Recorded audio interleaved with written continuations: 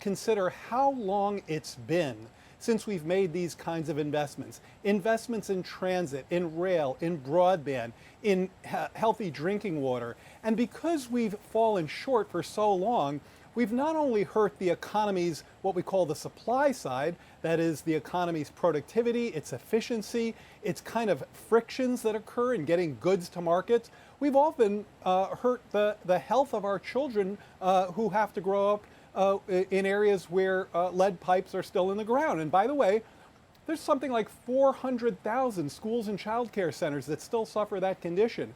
So one of the reasons you see this bipartisan progress is that Republicans and Democrats have long recognized the need to make these investments. It took this president to make it happen so far.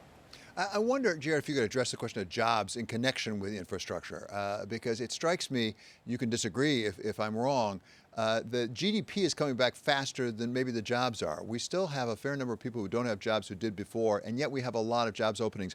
If this infrastructure package, this bipartisan version gets passed, how many jobs could it create and how fast?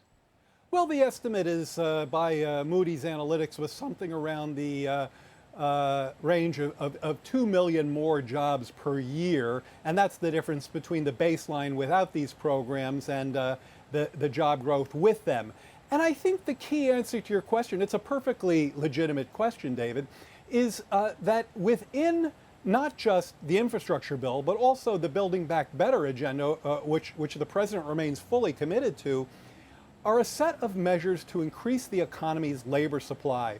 I think one of the real barriers that have held people, especially caretakers and especially parents and especially moms, from getting back into the job market has been inadequate inadequate access to affordable child and elder care as well. Of course, opening the schools is another part of that, public schools.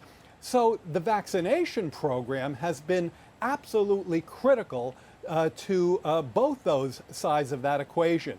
And so these measures will help to increase the economy's labor supply. By the way, that also puts dampening pressure on inflation down the road. So many reasons why those investments are important for economic growth. So, Jared, it was interesting to me that a couple of things you referred to might get interfered with by this Delta variant. Getting the kids back in school, getting people back into the workplace.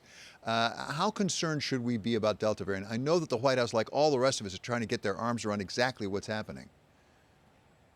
Well, I think the answer there is twofold. One, get vaccinated. We have safe and effective vaccines that are just so important, and we've seen their results not just on the health side, but on the health and the economic side, which is the second point. And this president has always put those two together, that the COVID crisis was, and to the extent that it is ongoing, is a matter of dealing with both the health and the intertwined economics here. And so getting shots in arms is incredibly important. We've been happy to see some increase in vaccination rates in areas where there's not enough people vaccinated.